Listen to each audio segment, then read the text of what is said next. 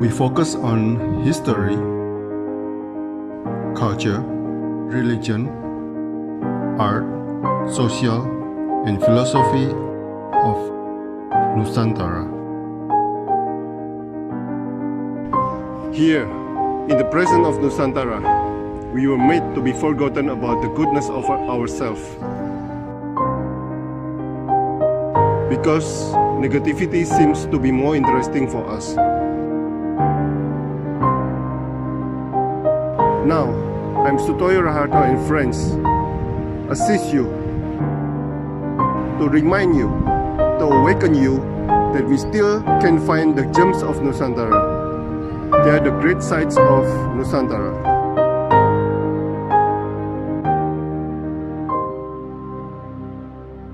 Selamat malam Pak Iqman yang ada di Imogiri. Nah, beliau juga salah satu peserta seniman yang mendukung pameran Cariti Rahayu ing Arta, di mana kita nanti hasil pamerannya akan disumbangkan kepada beasiswa siswa-siswa yang kurang mampu. Nah, mungkin perkenalan dulu nih Pak Iqman. Nah, setelah yang minggu lalu ya. Ini singkat saja Pak, ini singkat saja. Hanya untuk pameran saja. Nggak kerasa ya Pak ya ngobrol. Oke. Bagaimana awalnya masuk ke dunia seni rupa Pak Iqman? Silakan Pak. Oke, perkenalkan nama saya Iqman Muzakir, ya bertempat tinggal di Imogiri, tepatnya di sebelahnya Sungai Opak.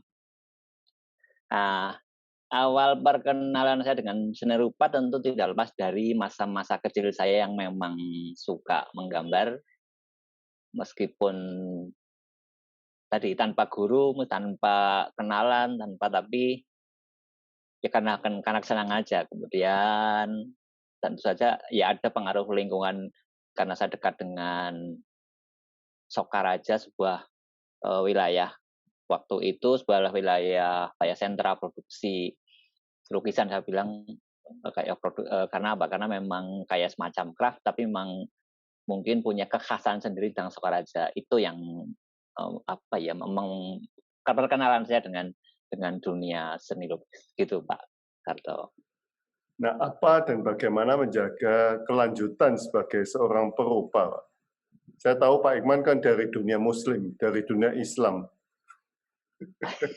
terjun bebas ke dunia seni rupa. Monggo silakan.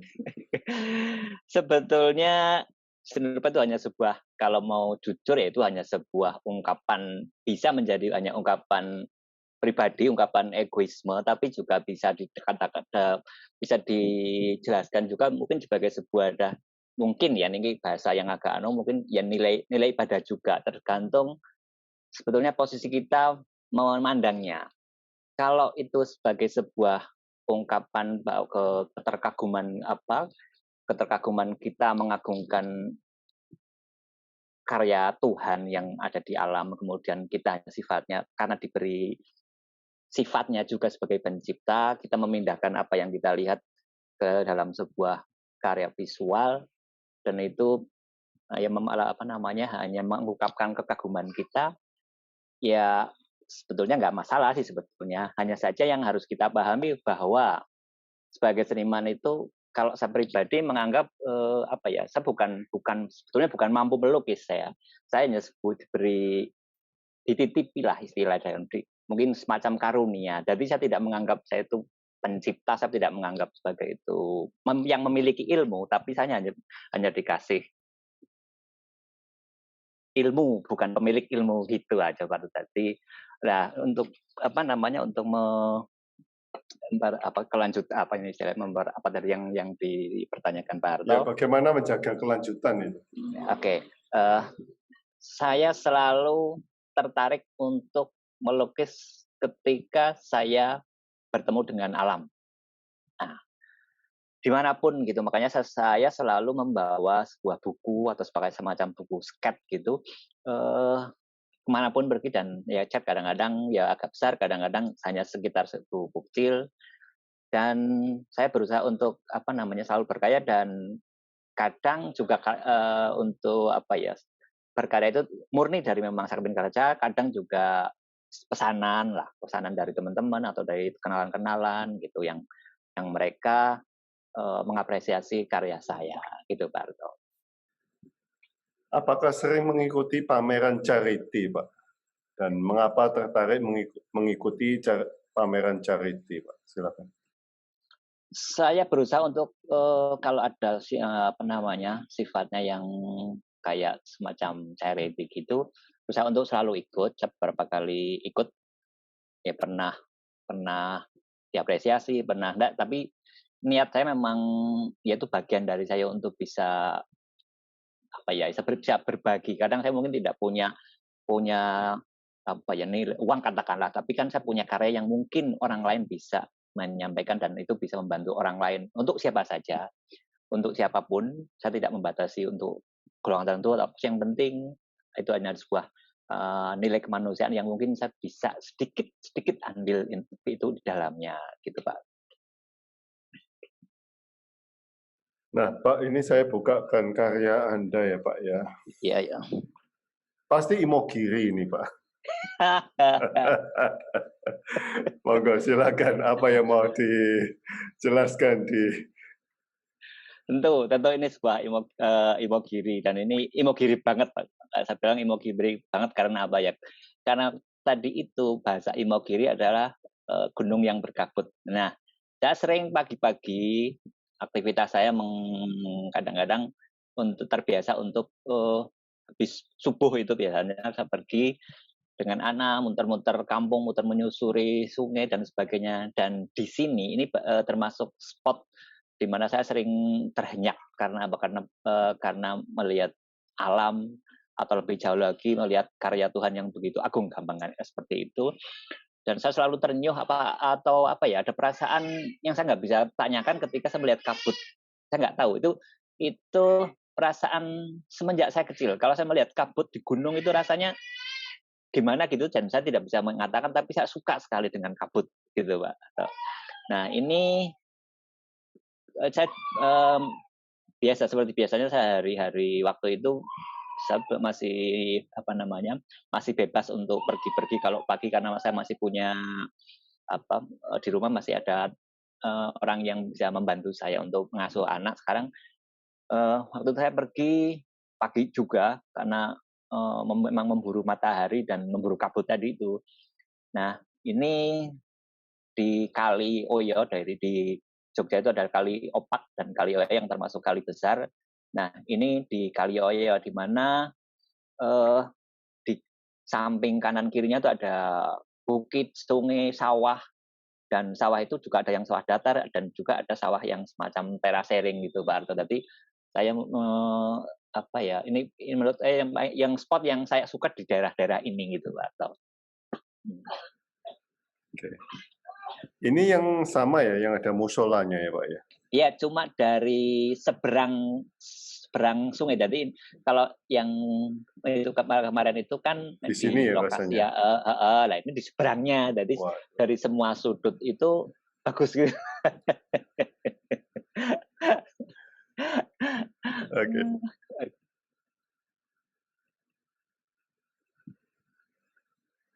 Kalau ini sebentar. Oke. Oke. Kalau ini bukan Imogiri, Pak Arto. Ini di daerah kota kelahiran saya, desa kelahiran saya, tepatnya di daerah Banyumas, di daerah Kebasen. Ini Sungai Serayu. Ini Sungai Serayu. Ini spot tersembunyi sebetulnya, tersembunyi. Saya waktu itu ini agak juga ini. Saya hanya dapat kabar ada spot bagus namanya Watu Meja gitu katanya. Kebetulan saya pas lagi mudik, saya pulang kampung waktu itu, saya pagi-pagi juga, selalu pagi, habis jam 5 itu saya langsung ambil motor. Saya selalu naik motor kalau untuk mencari spot-spot yang seperti ini. Jadi pagi saya berangkat, dengan bekal di peta saya bisa mencari lokasi ini, terus sampai akhirnya saya tanya-tanya sama orang kampung ditunjukkan lewat sini mas gitu. Terus saya ikuti jalan dan akhirnya sampai di bawah bukit. Bukit itu yang mengarah ke lokasi Batu Meja. Saya lihat bukitnya, waduh kok tinggi banget, sekitar 45 derajat naiknya, waduh. Tapi enggak apa-apa, aku udah kadung niat gitu tuh. Saya jalan menyusuri jalan-jalan setapak dan agak belum jelas belum halus ya. Jalannya tanah dan berlempung itu saya lewat semak-semak dan pokoknya agak dramatis. Terus sampai ngap-ngapan gitu kan nafas saya dan saya tidak bawa bekal minum yang banyak gitu.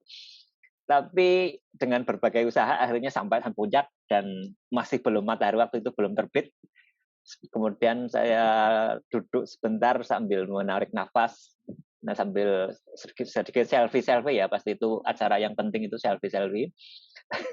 Dan matahari kemudian muncul, ternyata saya lihat kok di atas ada motor Pak Arto. Loh, kok bisa motor sampai sini? Saya bilang gitu. Mas, saya tanya motor, kok sampai ini motor sampai sini Mas? Loh, Mas lewat nanti? Saya bilang, tanya sama saya lewat utara Mas. Wah lah Mas, dengan itu lewat selatan itu motor sampai atas kok Mas. Waduh ya. Ya udah, terus akhirnya kebetulan mulai pagi, hari mulai siang itu jam 7, jam 8 mulai ada warung Pak Arto. Ternyata itu ada warung-warung. Ada ada mendoan goreng ya khasnya Banyumas dan ada kopi dan sebagainya dan super mewah. Itu pasti itu sudah kelaparan tuh ya saya pegang pesan itu. Ditawari. Ya, ditawari. Kalau itu warung Pak Arto. Nah, tapi ada ceritanya juga itu. Jadi ceritanya setelah saya makan terus saya nggak lukis ini karena saya mengejar atmosfernya tadi, saya mengejar rasa untuk bisa mencapai dengan rasa sesuai dengan rasa saya gambar. Akhirnya saya gambar sampai selesai. Kemudian tentu itu karena seperti kebiasaan ada orang-orang yang biasa datang tanya-tanya merubung dari mana dan macam-macam sampai akhirnya ada teman, Mas nanti mampir ya Mas. Loh jenengan nanti saya bawa gitu terus. Oh insya Allah nanti tak sempatkan saya mampir. Nah setelah selesai dan dan ngobrol sama tukang warung, biasa ngobrol, saya terus turun dan ternyata yang tadi nawari itu anak Jakarta juga yang lagi pulang kampung dan saya ternyata titip motor di rumahnya dia. Akhirnya, loh Mas di sini? Iya. Udah mampir? Oh ya udah aku tak mampir ya. Seperti biasa cerita minuman hangat dan itu bisa terjadi gitu. Oke, silakan Pak. Ini dalam lokasinya persisnya di Imogiri, di bawah yang sekarang itu mungkin terkenal di dunia maya, lokasi wisata kebun buah Mangunan Jogja, mungkin banyak orang yang sudah tahu. Cuma ini bukan di situnya. Kalau Mangun itu bukit yang latar belakang itu loh Pak Arto, itu Bukit Mangunan sana itu. Nah ini masih turun lagi, masih jalan lagi, tapi masih deretan dengan Bukit Mangunan dan yang dilihat juga sama, maksudnya Kali Oyo. Nah ini spot yang lain sebetulnya kalau menurut saya yang bagus. Nah sementara orang itu berpikirnya adalah melihat pemandangan itu dari Mangunan, dari atas bukit melihat sungai-sungai ini. Nah, ini beda. Ini namanya Watu Mabur, batu terbang ya. Bisa ngombandem berarti itu. Bisa tawuran. Nah, tapi bukan dari Watu Maburnya. Ini objek yang dilihat dari Watu Mabur. Saya penasaran, saya pernah menggambar dari Watu Mabur. Kayaknya saya melihat di bawah itu bagus sekali. Ada sawah terasering, ada sungai, aktivitas tani, kemudian saya lihat bagus sekali. Cuma saya nggak tahu ini harus lewat mana gitu. Terus sampai lama itu saya nggak tercapai objek ini. Nah kemarin saya niat pas waktu itu libur juga, artinya sudah libur, saya pamit sama ibunya anak-anak. Aku besok pagi pergi gambar. Ya, sebetulnya sih cuma mau kiri juga sih sebetulnya pamit itu main anak orang golei gitu loh Pak Arto. Nah, saya cari-cari terus cari lewat map dulu, kira-kira saya lewat mana. Terus akhirnya saya telusuri jalan ini dan agak sedikit agak sedikit deg-degan juga karena jalannya ini kan turun memang dari atas bukit, karena Bukit Mantu Wabur kan tinggi. Nah, itu saya turun pakai motor lanang, itu motor laki-laki itu, jalannya cor-coran tapi agak curam gitu. Aku deg-degan juga ini, kuat enggak ya, maksud saya itu bisa mengendalikan enggak. Nah, tapi saya lihat kok banyak petani-petani yang bawa, damen, bawa hasil ini kok kuat, masa saya nggak bisa gitu maksud saya. Akhirnya saya beranikan diri untuk turun ke lokasi tersebut. Nah, akhirnya saya terus, ya sampai ketemu dengan keringat yang agak dingin juga gitu loh. Saya parkir di parkiran tempat para petani bawa motor itu parkir, tapi untuk menuju lokasi ini saya masih harus jalan kaki meskipun tidak panjang sih, cuma berapa tapi, ya lumayan mencapekkan gitu. Terus ya sudah akhirnya datang terus cari komposisi, cari lokasi yang agak pas untuk gambar. Kebetulan waktu itu memang ada petani yang betul-betul lagi menanam padi, ya sedikit biasa, seperti biasanya, sedikit ngobrol-ngobrol gitu. Dan ya terjadi obrolan, dari mana, terus nama siapa, rumahnya di mana.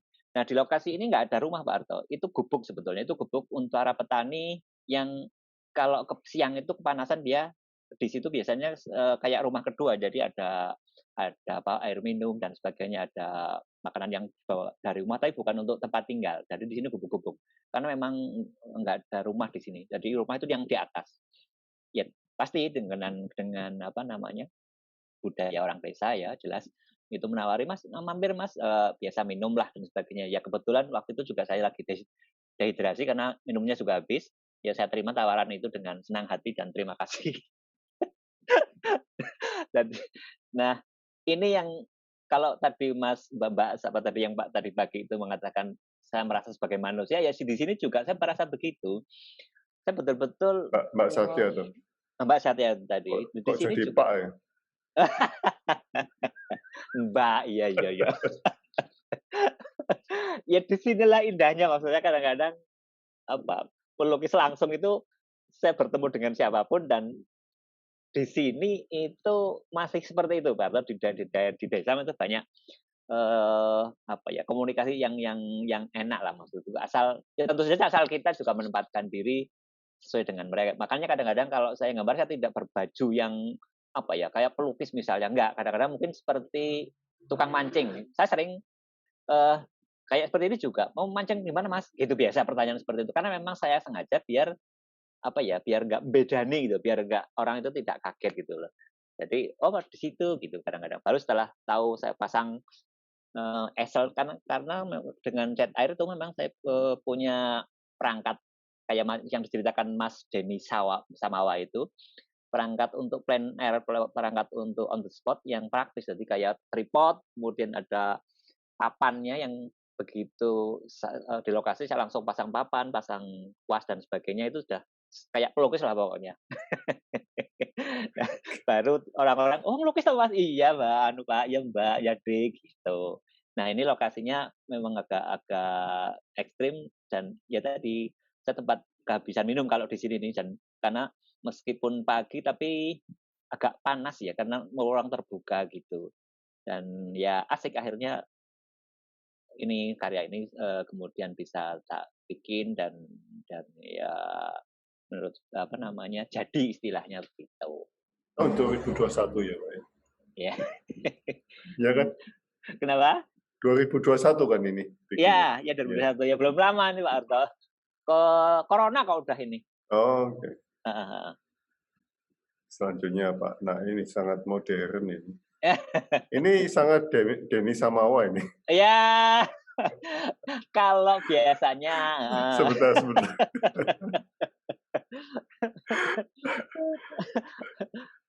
Oke, silakan monggo. teman-teman sering memahami saya sebagai pelukis landscape memang. Tidak saya akui karena memang itu memang saya selalu terpesona dengan alam.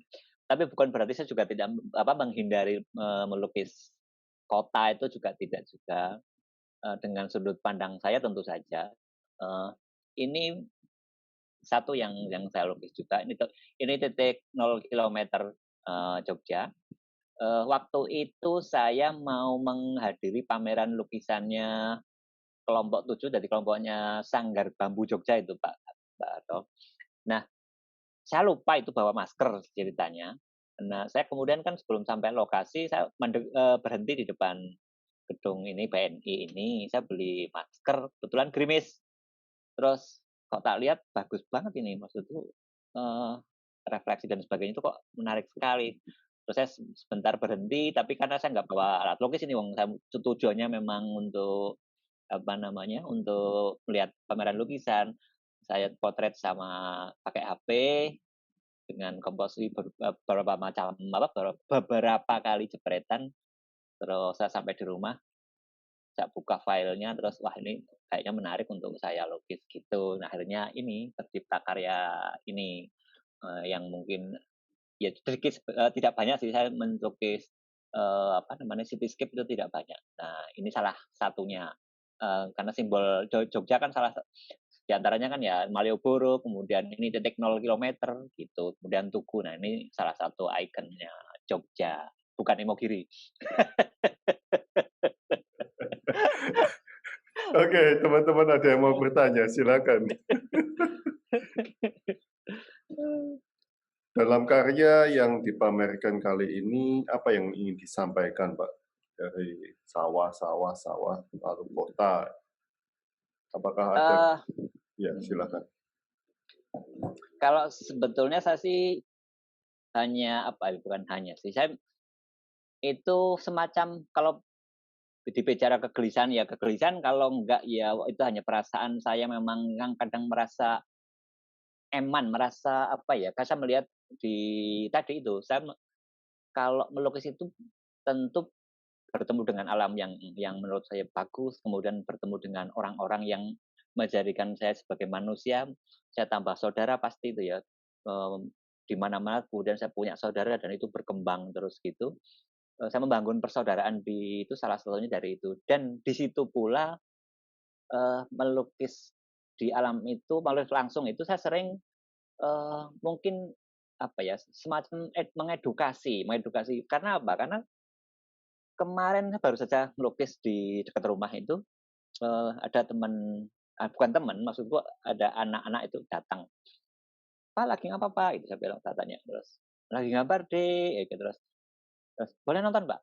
Ya sini, nggak apa-apa. Terus akhirnya ngobrol-ngobrol, terus sampai saya tahu bahwa dia kayaknya kok ada minat tentang seni lukis karena ketika ngobrol itu saya berusaha untuk masuk ke dunia mereka Pak biar apa ya biar mereka tidak kewuh gitulah jadi biar enjoy dari saat saya bergendak gurau kemudian tanya-tanya tentang dia tentang dunia anak-anak baru kemudian mereka terus wah saya pengen gambar ya Pak yo gambar wae tapi saya nggak punya cat ya ora usah nganggo cat mau nenek Pak nah, kebetulan di situ kan ada teman-teman yang lain juga yang dengan gaya yang berbeda. Nah, akhirnya kan informasi tentang seni lukis itu lengkap. Maksud saya begini, ketika saya menjalankan seni lukis itu tidak hanya gaya yang saya miliki, tapi dengan gaya teman saya yang mungkin agak abstrak, dengan gaya teman saya yang lain yang mungkin berbentuk sketsa, dengan gaya teman saya lain yang berbentuknya ekspresif gitu. Saya bisa menjelaskan, loh, kowe kudu koleksi ora kudu padha aku, tidak harus sama dengan persis apa yang seperti saya lakukan. Meskipun saya juga tidak melukis tidak persis seperti yang saya lukis. Misalnya saya ngelukis pemandangan itu ada pohonnya, pohonnya saya buang karena apa? Karena tidak menurut saya mengganggu estetika dalam seni lukis gitu loh. Saya sampaikan, tidak harus begitu, itu bukan fotografi gitu. Terus melukis juga tidak harus sama persis. Kadang-kadang mungkin itu lo lihat masnya itu mas yang satunya itu gambar pohon ya cuma cuma coret-coret pohon, gunung juga gitu. Sementara yang lain saya jelaskan itu gambarnya juga berbeda lagi. Nah, di situ dia paham bahwa oh melukis itu tidak seperti yang dia bayangkan gitu. Oh, itu persis foto, itulah lukisan gitu bilang. Nah, itu sedikit banyak itu membantu mereka untuk memahami tentang seni lukis. Dan itu berlanjut karena apa? Setelah itu dia minta nomor telepon, kemudian minta nomor IG dan dia mengirimkan karya Pak di rumah. Pak, lukisanku gimana Pak? Wah, apik, wah sesok kowe teko nang nggonku. Gambar bareng ya. Iya Pak, kenapa Pak? Oh, wis to. Kemarin, nah ini barusan saya juga pameran hari ini pembubaran juga tadi saya dari pameran. Dia datang gitu loh. terus senang gitu, nanti senang sekali, terus saya ajak gambar juga, saya ajak gambar, "Yo gambar yuk, gambar paling gampang." "Gambar apa, Pak?" "Kowe seneng apa? Kembang?" "Yo yo gambar kembang." Saya langsung praktek gambar kembang di situ dengan gaya saya yang mudah-mudahan dia apa ya, istilahnya mudah memahami cara saya menyampaikan dan dia suka, saya lihat antusias, "Pak, pokoknya besok setelah ujian anu selesai, saya anu ya, Pak, ya." "Iya, ayo." Dan itu ada 2 sampai 4 orang berapa gitu. Nah, itu cara saya untuk apa ya, mungkin ya tadi bahasanya untuk mengedukasi juga. Dan itu juga sebenarnya tidak ada anak, bukan anak-anak juga. Kemarin juga ada rombongan dari pelukis Banyumas juga, itu yang kebetulan saya juga waktu itu ditelepon, itu lagi melukis di sawah. Dia tanya, "Oke, di mana Mas?" "Di sawah." "Ngapain?" "Biasa, gambar." "Aku teko ya Mas." "Siap." Ya akhirnya begitu juga terjadi, apa namanya, saya bisa ya sedikit berbagi wawasan lah, berbagi wawasan. Toh mereka juga mungkin ya bukan ya artinya biar ada wawasan yang lain lah. Saya cerita tentang seni lukis dengan gaya yang masing-masing itu dan kayaknya juga mereka, apa ya, suka maksudnya dengan apa yang kita kerjakan, apa yang kita sampaikan, mereka, "Oh ternyata gitu ya Mas?" "Iya," gitu. Artinya ya dari macam-macam, ada dari gaya teknik melukis misal yang berbeda-beda, terus dari cat airnya sendiri, tekniknya sendiri juga mereka juga hal yang baru meskipun mereka udah kenal cat air di yang lama, tapi secara teknis kan mungkin jarang yang mendalami. Nah itu yang apa ya, mungkin disampaikan ya mungkin itu aja bahwa, eee, kalau saya melukis tentang alam karena memang kegelisahan bahwa ini akan berakhir suatu saat, saya nggak ngerti. Karena kemarin saya juga ngobrol pas waktu pameran di kampung ini, wah eman-eman itu saya ngobrol sama Pak Lurahnya, apa namanya, alam kita mulai ya Pak Lurah, mulai ada bangunan-bangunan yang sifatnya, "Lah piye Bro," itu saya bilang, "saya juga nggak bisa, apa ya, melarang, bahkan dinas ini juga nggak bisa melarang." Karena apa? Karena mereka punya alasan, salah satunya Pak Ro, jadi di tempat saya kan ada gunung yang relokasi. Nah, mereka termasuk yang relokasi, jadi nggak punya tanah selain yang menurut saya itu mengganggu pemandangan. Jadi, "Lah piye jajal Bro?" Lah iya aku ya paham, saya juga tidak tidak piye-piye, cuma memang makanya saya bilang ini sebelum menjadi tanaman foto, menjadi tanaman bangunan, saya mencoba untuk apa ya, saya melukis dulu istilahnya gitu. Nah, makanya saya mencari spot-spot yang kemungkinan itu ya bukan kemungkinan ya, sebenarnya untuk mencari spot yang memang menurut saya bagus untuk saya lukis, terus ya berharap mungkin mudah-mudahan lama, akan menjadi daerah-daerah yang sifatnya nanti apa ya, ramai menjadi pariwisata dan sebagainya, gitu ceritanya Pak Arto. Jadi lebih baik nggak usah dipromosikan Pak lewat lukisan. Saya saya nggak kadang-kadang gitu berpikirnya, "Iya nggak Pak, aku nggak sing kira-kira kadang-kadang ada benturan gitu itu, ah nggak konangan gitu." Nanti kalau kita tahu cantiknya Imogiri ya itu beribu-ribu orang berbondong ke sana. Iya iya.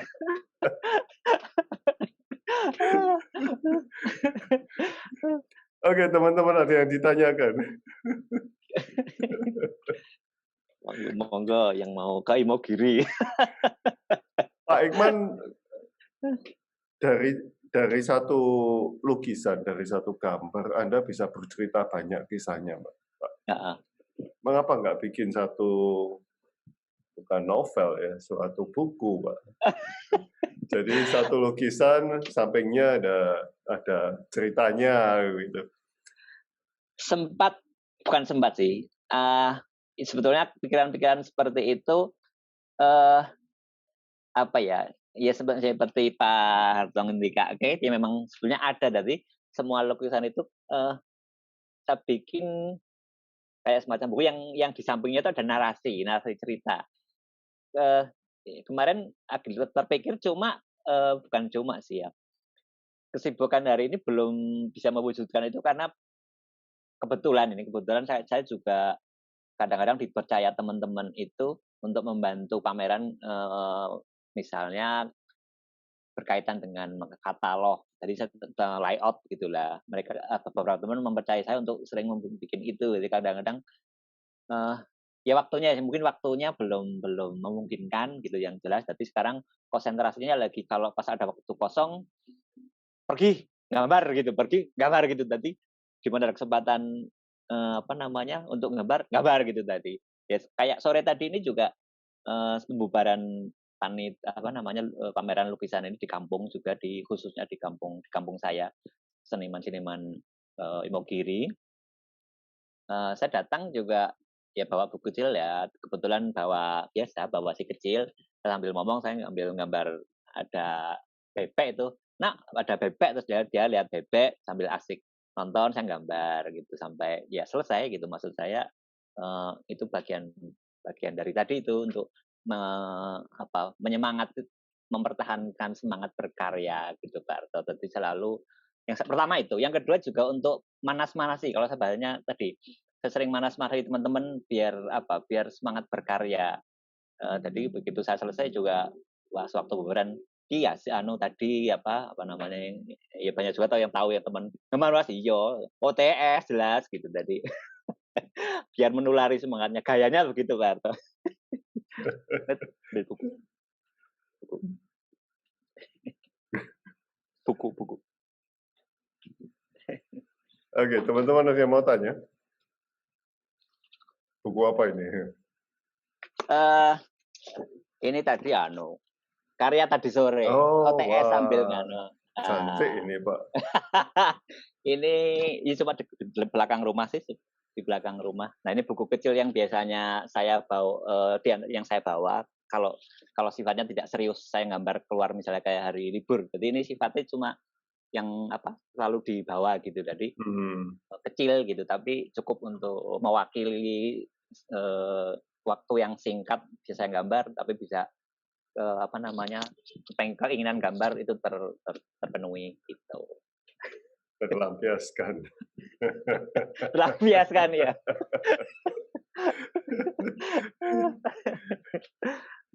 Oke.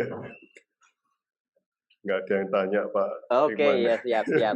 Enggak apa-apa. Terima kasih Pak Iqman Ya. atas partisipasinya. Semoga ada yang laku, Pak, supaya kita Amin, bisa amin. berbuat baik, Pak. Amin, Pak Harto. Ya. Oke. Selamat malam, Pak. Selamat malam, Pak Harto. Selamat malam semua teman-teman. Sampai ketemu besok. Ya. Terima kasih.